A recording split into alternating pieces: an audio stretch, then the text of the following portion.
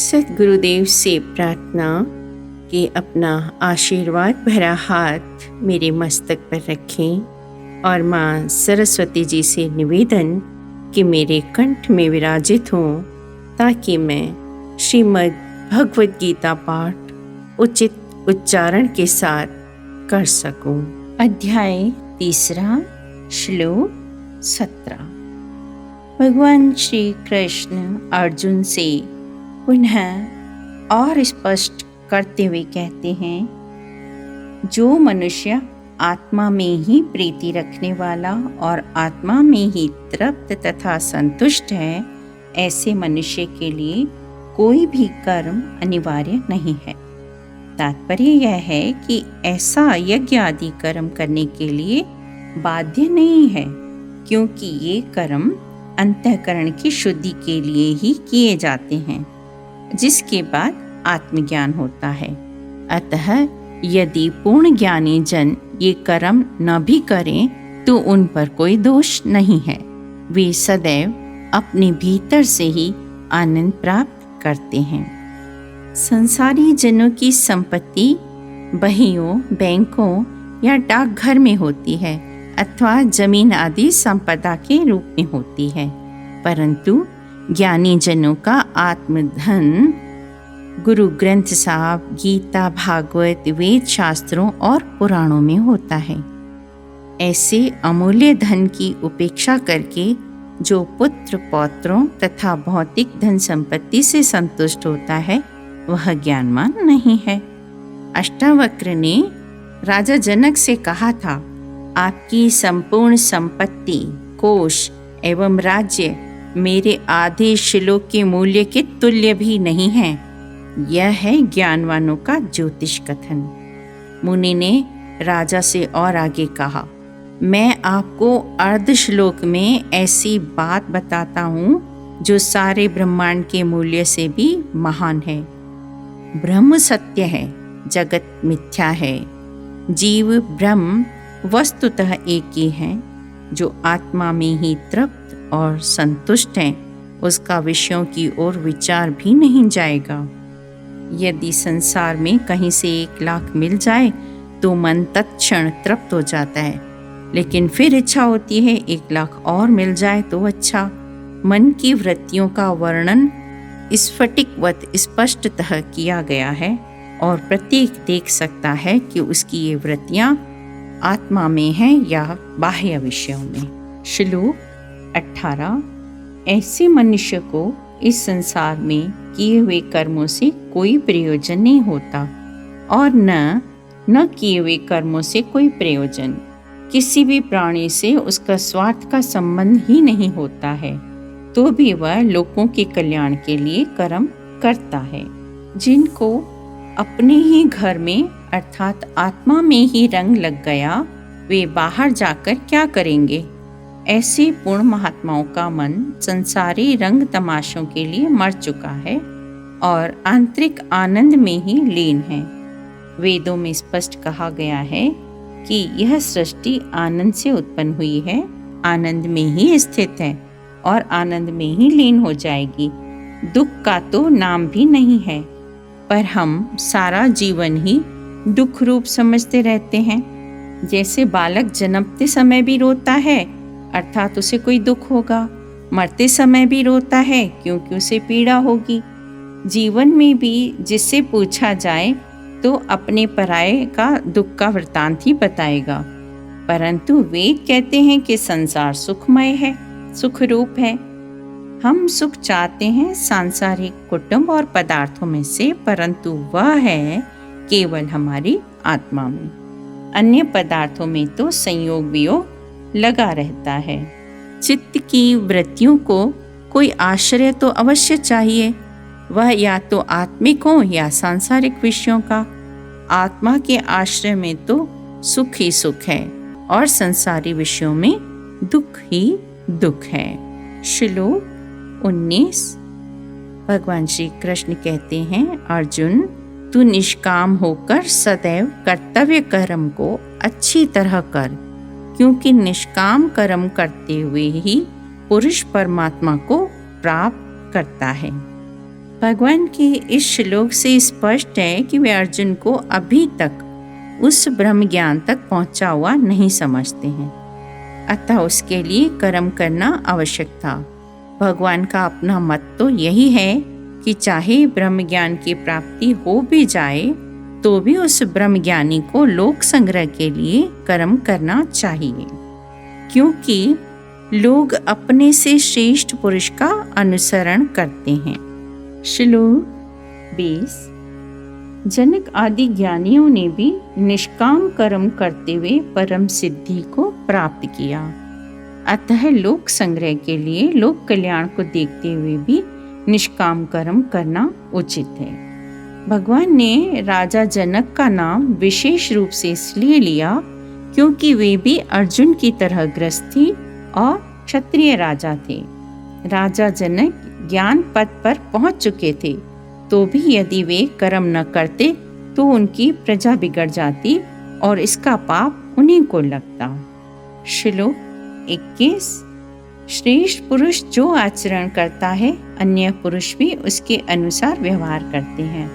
वह व्यक्ति जो आदर्श स्थापित करता है, अन्य लोग भी तदनुसार आचरण करते हैं। भगवान का यह कथन बिल्कुल यथार्थ है, उचित है। सामान्य पुरुष प्राय महाजनों, प्रतिष्ठित व्यक्तियों तथा श्रेष्ठ व्यक्तियों का अनुसरण करते हैं।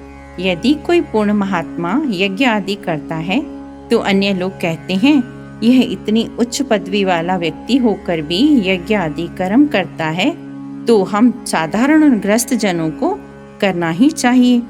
यदि महात्मा लोग ज्ञान प्राप्त करके मौन होकर बैठ जाएंगे तो उनके अनुयायी भी अकर्मण्य होकर कुछ नहीं करेंगे। अतः कर्मों का करना ज्ञानवानों तथा ज्ञान पिपासियों एवं जिज्ञासुओं के लिए अत्यंत आवश्यक है। लोक मर्यादा रखने के विचार से श्री राम तथा भगवान कृष्ण ने भी गुरु किए। यद्यपि वे परिपूर्ण ईश्वरी थे और उनके गुरुजन मनुष्य कोटि के थे, तथापि उन्होंने सब कार्य गुरुजनों की आज्ञा प्राप्त करके और उनकी इच्छानुसार किए। एक घर में जो ही भोजन तैयार हुआ कि एक संत अतिथि रूप से द्वार पर आए। घर के मालिक ने उन्हें कटु वचन कहकर द्वार से हटा दिया, भोजन आदि नहीं दिया। यद्यपि वे संत अत्यंत भूखे थे। संत के चले जाने पर गृहजनों ने देखा कि भोजन की हांडी में भोजन के बजाय कीड़े पड़े हैं। इतना पाप लगता है अतिथि को द्वार से लौटाने में। ये सच्चे उदाहरण हैं। यदि प्रत्येक गृहस्थ सदस्य ने 5 चपातियों के बजाय 4 या 4.5 चपाती खाई तो क्या कम हो जाएंगी क्या? जिन कुटुंबियों के लिए हम धन इकट्ठा करते हैं, वे स्त्री पुत्र पुत्रियां भी कभी कभी वैरी हो जाते हैं, तो क्या फल पाया? जिस परमात्मा ने इतना दिया और देता रहता है, उसके लिए उसके पैदा किए हुए प्राणियों के निमित्त कुछ अंश भी नहीं निकाल सकते, तो फिर कथाएं सुनने से क्या लाभ और क्या उन्नति करेंगे?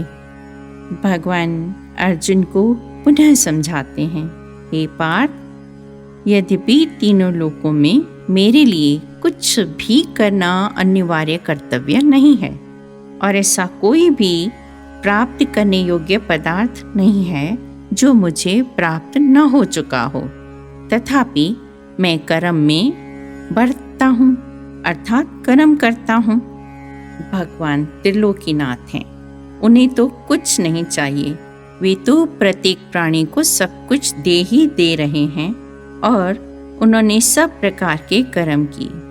गृहस्थ धर्म में प्रवृत्त हुए तो गृहस्थ धर्म के सारे कर्तव्य पूर्ण किए। यज्ञ, दान, पुण्य सामान्य जन की भांति वैदिक विधि अनुसार किए। उन पर व्यक्तिगत रूप से ऐसे कर्मों को करने का कोई उत्तरदायित्व भी नहीं था, परंतु उदाहरण रूप उन्होंने सब कुछ किया। श्लोक 23।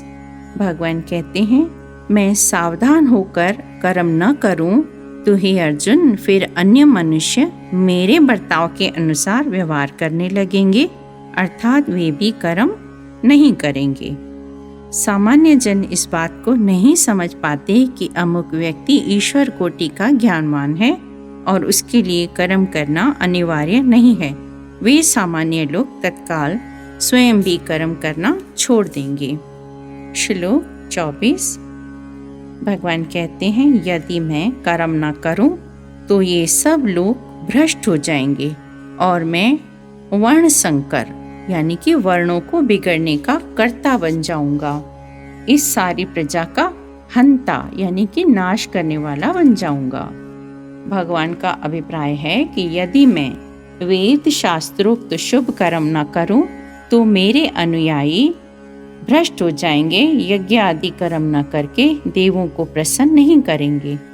परिणामतः वे देव वर्षा एवं अन्य सुख नहीं देंगे, फलतः अन्न आदि की प्राप्ति नहीं होगी और ये सारे प्राणी भूख प्यास से नष्ट हो जाएंगे।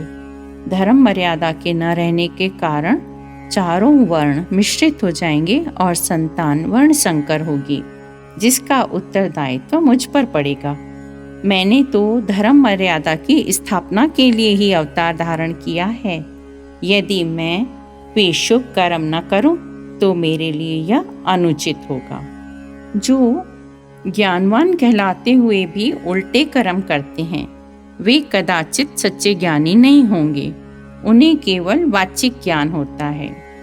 गुरु हरगोविंद साहब घोड़े पर चढ़कर शिष्यों सहित कहीं जा रहे थे तो मार्ग में उन्हें एक सांप मरा पड़ा दिखाई दिया और चींटियां उसको खा रही थी। गुरु साहब के कुछ शिष्यों ने उस सांप को देखा और गुरु साहब को भी दिखाया। महाराज तो अंतर्यामी थे। उन्होंने साथियों को बताया कि पूर्व जन्म में यह सांप एक गुरु था। छल कपट पूर्वक इसने अनेक शिष्य बनाए और उनसे खूब पदार्थ लेकर खाया। अब इस जन्म में वो चींटियां बनकर इनको खा रहे हैं। जो दूसरों को उपदेश देते हैं पर स्वयं आचरण नहीं करते, उन्हें परलोक में ऐसे दंड भुगतने पड़ते हैं। श्लोक 25 और 26। भगवान श्री कृष्ण कहते हैं कि हे भारत, जैसे अज्ञानी जन कर्म में मोह रखकर कर्म करते हैं, वैसे विद्वान निष्काम भाव से लोक कल्याण की भावना से कर्म करते हैं।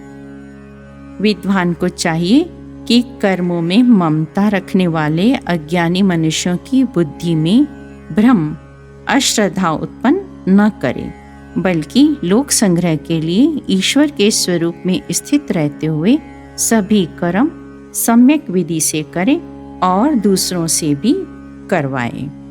जिज्ञासु एकदम तो निष्काम कर्म करने को मानेंगे ही नहीं। ऐसी दशा में ज्ञानियों को अपना निश्चय अपने पास ही रखना चाहिए और उन जिज्ञासुओं को जिन्हें देह अभिमान है यानी कि अहंकार है थोड़ा, और उनको वो स्वनिश्चय अभी न बताएं कि भाई उनके मन में, ज्ञानियों के मन में क्या चल रहा है, ऐसा जिज्ञासुओं को पहले न बताएं। ऐसों को पहले शुभ कर्म करने में प्रवृत्त करें, फिर उनके कर्म के अच्छे फल बताकर उनको शुभ कर्मों के प्रति रुचि उत्पन्न करें, ताकि वे प्रसन्नतापूर्वक शुभ कर्म करें। वे आरंभ में निष्काम व्रति को समझ नहीं पाएंगे और न ही स्वीकार करेंगे। पात्र देखकर उपदेश देना चाहिए। जो एक सेर भार नहीं उठा सकता, उस पर मन भर का भार रख देना बुद्धिमानी नहीं है। वशिष्ठ मुनि ने कई बार श्री राम से कहा था कि इस प्रश्न का उत्तर कुछ समय बाद दूंगा, पर जब वह समय आता था तो प्रश्न ही नहीं रहता था। अतः मंदमती को शुभ कर्मों के फल का लोभ देना ही श्रेष्ठकर है, ताकि वे उस ओर अग्रसर हों और धीरे धीरे वे स्वयं समझ जाएंगे कि निष्काम करना ही सच्चा और लाभदायक मार्ग है। श्लोक 27। सब कर्म प्रकृति के गुणों के द्वारा होते हैं, अर्थात सब कर्म स्वभाव के सत्व, रजस, तमस इन सब के भावों से होते हैं। तो भी अहंकार व अज्ञान से ग्रस्त व्यक्ति मैं ही करता हूँ ऐसा मान लेता है। प्रकृति का दूसरा अर्थ स्वभाव है, अर्थात हर कोई स्वभाव के अनुसार ही कार्य करता है। ब्राह्मणी को गर्भ होगा तो चाहेगी कि भावी पुत्र विद्वान हो, भक्त हो। वह कभी नहीं चाहेगी कि उसका पुत्र एक बड़ा व्यापारी या योद्धा बने। और छत्राणी चाहेगी कि उसका पुत्र महापराक्रमी बने, उद्धार बने। वैश्य नारी की इच्छा होगी कि उसका पुत्र बड़ा व्यापारी हो, खूब धन कमाए।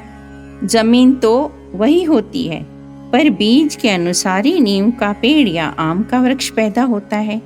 दोनों को पानी भी एक ही प्रकार का मिलता है और माली भी एक ही होता है, पर फल में अंतर आ जाता है। जैसे बीज वैसे फल। इसी प्रकार स्वभाव अनुसार प्रत्येक जीव कार्य करता है। लेकिन दासों का दास होकर भी अगर कोई अहंकार या बकवास करे तो आश्चर्य है। हमारी यह शक्ति, यह धन पदार्थ सब प्रभु द्वारा दिए गए हैं, ईश्वर ने दिए हैं, फिर अहंकार काहे का? केन उपनिषद में एक शिक्षाप्रद कथा आई है।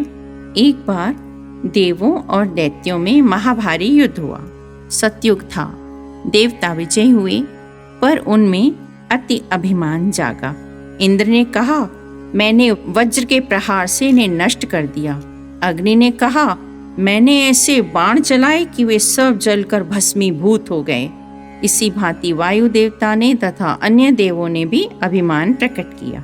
परमात्मा ने देखा कि ये मुझे भूल गए हैं, इनकी वृत्ति खराब हो गई है, अतः इनका अभिमान दूर करना चाहिए। तो वे एक अति सुंदर बालक का रूप धारण करके उन देवताओं के निकट जाकर बैठे। देवताओं ने ऐसा तेजस्वी बालक देखा जिसके सामने सूर्य और चंद्रमा भी शर्मा जाएं। वे आश्चर्यचकित हो गए। वायु देवता ने उस बालक के पास जाकर पूछा, तुम कौन हो? उसने कहा, मैं बालक हूँ। तुम कौन हो? देव ने कहा, मैं वायु देवता हूँ। बालक ने पूछा, तुम में कौन सी शक्ति है? वायु ने उत्तर दिया, मैं संपूर्ण ब्रह्मांड को उड़ा सकता हूँ। बालक बोला, अच्छा, इतनी शक्ति? एक तिनका लेकर बालक ने कहा, कृपया इसे उड़ाओ। वायु देवता ने हवा का एक अंश खोला, पर तिनका न हिला। अंततः धीरे धीरे वायु ने अपना संपूर्ण अंश खोल दिया, पर हाय, हुआ कुछ भी नहीं। लज्जित होकर वापस गए। अन्यों ने भी उस बालक के बारे में पूछा तो उन्होंने कहा कि मालूम ही नहीं होता कि कौन है। फिर अग्नि देवता गए। उनके पूछने पर बालक ने कहा, मैं बालक हूँ। तुम कौन हो और क्या करते हो? इस बालक का प्रश्न सुनकर और तेज देखकर अग्निदेव चकित हो गए। उन्होंने बताया, मैं अग्निदेव हूँ, चाहूँ तो संपूर्ण ब्रह्मांड को जला सकता हूँ। बालक ने कहा, इस तिनके को जलाओ। अग्निदेव ने भी धीरे धीरे अपनी संपूर्ण शक्ति का प्रयोग किया, पर तिनके को गर्म तक न कर सके। फिर लज्जित होकर लौट गए। अंत में इंद्र स्वयं गए तो बालक छिप गया और उसके स्थान पर एक बच्ची खड़ी थी। इंद्र के पूछने पर कन्या ने बताया, वह तो भगवान का अवतार था, तुम लोगों का अभिमान भंग करने के लिए आए थे। इंद्र अति लज्जित हुए और उन्होंने सोचा कि निश्चय ही हम भगवान को भूल गए थे। यह समूची शक्ति जिस प्रभु ने हमें दी है, हम उसे ही भूल बैठे हैं।